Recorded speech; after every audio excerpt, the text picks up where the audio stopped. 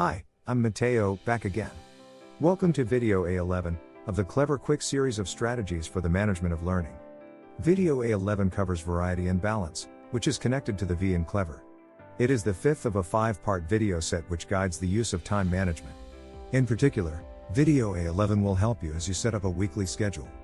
The Clever Quick system is a comprehensive set of strategies to ensure students get a great start on their lifetime of learning. Joining us again are Abby, Jarvis, and Blaise.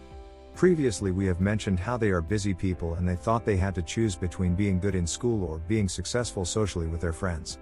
They credit the ideas in this video as really helping them keep a balance and do well in all areas of their lives. They want to tell you about their experiences in setting up weekly schedules. This part of their story continues the theme of managing time from videos A5, A6, A7, and A8. This video, A11, will introduce the strategy of using a weekly schedule, which will encourage variety and balance in a person's life. Good luck as you continue to get yourself organized for success. Make sure you continue to take care with the time and place of your study, putting into practice what you have learned. Also, continue to use the tips about organizing each day, managing your tasks, and setting goals. It is important for you to get the things done that need doing for your successful career as a student. However, you must also take care of other areas of your life. Family is important and so are friends. Activities that increase your skill level and allow you to participate more fully in enjoyable sports, such as swimming or soccer for example, are important. Skills in the playing of various musical instruments may also open many doors in the future that otherwise would have been closed to you. These may lead to job opportunities, or perhaps just enjoyable leisure time pursuits. It is necessary to have balance in your life in order for you to be truly successful. Using a weekly schedule will allow you to keep this balance in the face of many demands on your time. Whether you are a student in school, or you are a mature student involved in some forms of independent study, time management is of truly major importance. You may have a job, a very active social life, and many family connections. Being disorganized and putting things off instead of completing your work regularly could be a particular problem if you are a student in an independent study program. That was my experience. When you are in this situation, you do not have as many reminders of the passage of time and the approach of deadlines as students attending regular classes at a regular school. You must rely on yourself. At first, I wasn't well organized and I felt like I was always behind, trying to catch up. Then I learned how to set up a schedule to make sure my work gets completed. The schedule also made sure that I put time in for what I enjoy in life. This management of time cannot be done on the basis of a few days here and a few days there. Do what I did. You will want to develop a consistent pattern to maintain control of your time over the length of the school courses. Time also cannot be viewed only with your courses in mind. You should make a plan which takes into account all of the things in your life which take time. This leads to the question, what does take up my time during the week? Thanks, Jarvis. That was certainly something that surprised me when I first tried making a schedule. You might want to take a guess at the number of hours needed for each activity you're involved in during the week, but it's probably more accurate to do a tally for a week or two. You will have estimated the time needed for your weekly activities when you completed the in-class portion of Survey FL3. If you followed up to complete the weekly activity tally sheet, and totaled the actual hours you spent on the take-home portion of Survey FL3, you will have a good understanding of your time use. Most people come to the realization that they waste a lot of time each week that could be put to better use. Here are some estimates and tallies that my friends have prepared.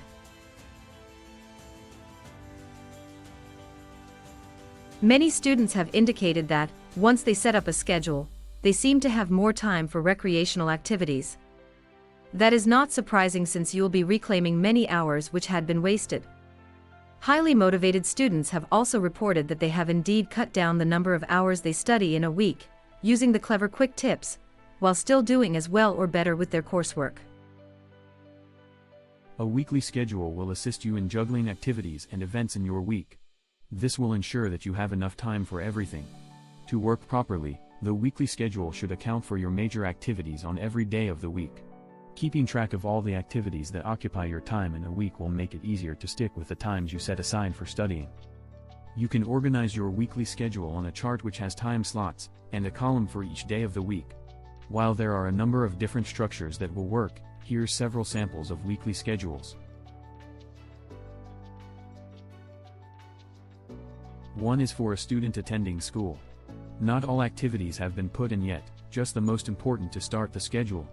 This other example is for a couple who is retired and wants to ensure they set aside time for all the activities they see as important in their lives.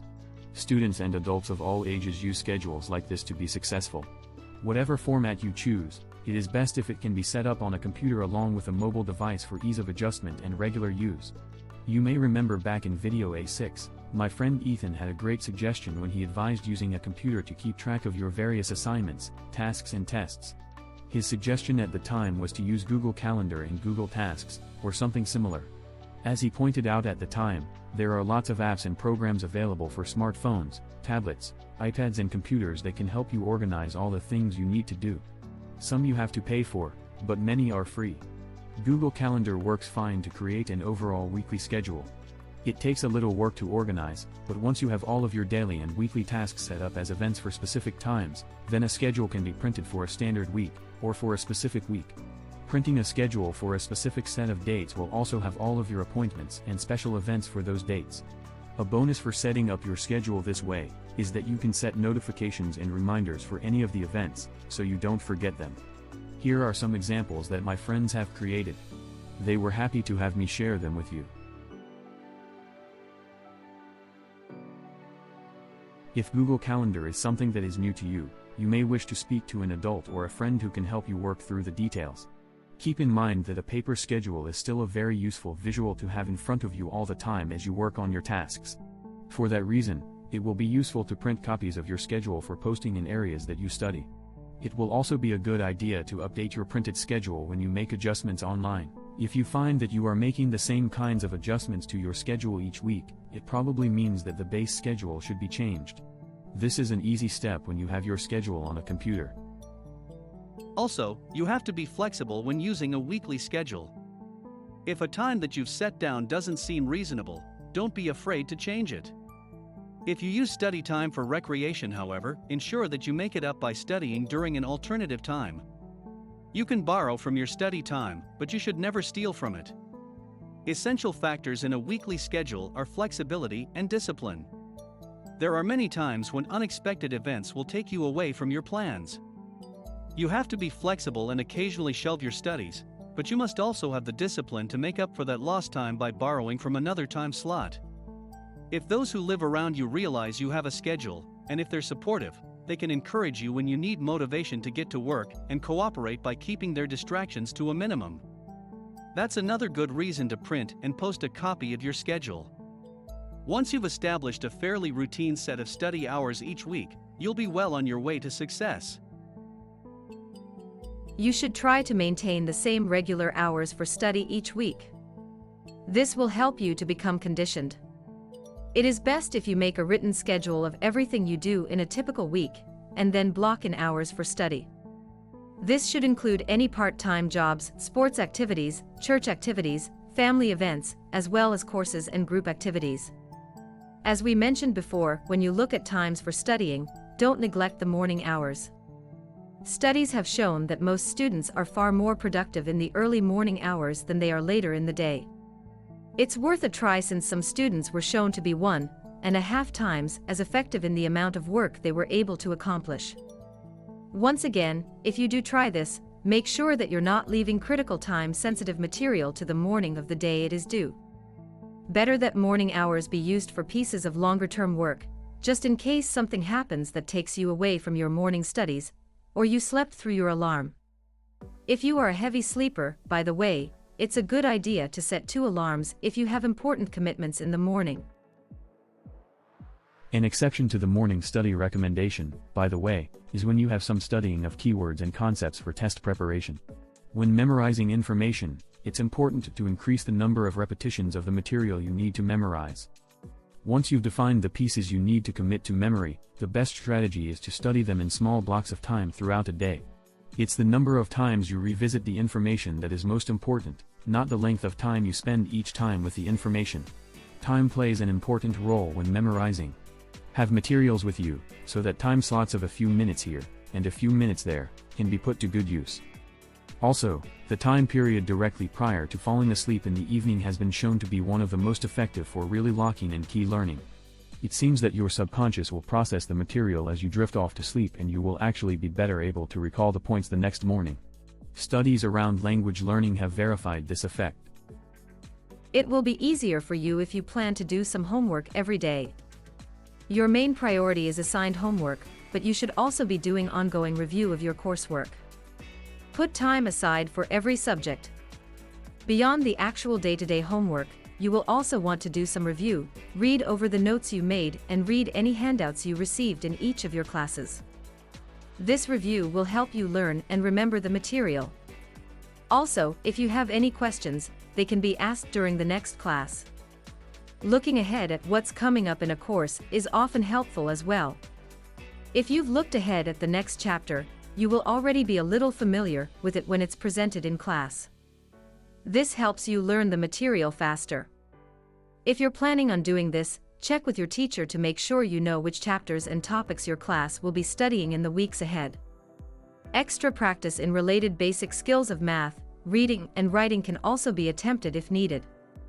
As well, you may wish to do some reading in library books related to your coursework, or just read for pleasure. These types of activities will help you develop as a student and give you a broad range of knowledge. They are worthwhile putting time aside for. You should never be able to say, "I don't have any homework." By setting up these schedules and anticipating how the events and responsibilities of your week will mesh together, you are well on your way to a successful life. In the words of Covey, you're being proactive. This is from his book, The 7 Habits of Highly Effective People. What you're doing is making sure that there's time in your life for the really important things. You are not letting details which are numerous and in your face, but perhaps not of great long-term importance, dictate what you do on a daily basis. Covey would say that you're putting first things first. There is a story told of a philosophy professor demonstrating this, using rocks and a jar. If you're following along in Future Loop, you will recall the puzzle that Blaise set for Grace and Caleb, using buckets, sand, gravel, rocks and water. If you haven't already, you should read the account of that in Chapter 11 of Future Loop. Notice how Grace figured out that the essential items, the musts, needed to be put into your schedule first. This is followed by the things you should do. Finally, your wants are added. The water reminds us to be flexible enough to have time for friends and family, no matter how busy things get. This has been Video A11 in the Clever Quick series, Variety and Balance. You have now seen all 5 videos related to time management. Make sure you are putting all the things you have learned into practice. Upcoming is Video A12, Educational Setting, which will help you get the most out of your time in class or in your independent study situation. We look forward to seeing the future you. Thanks for your attention.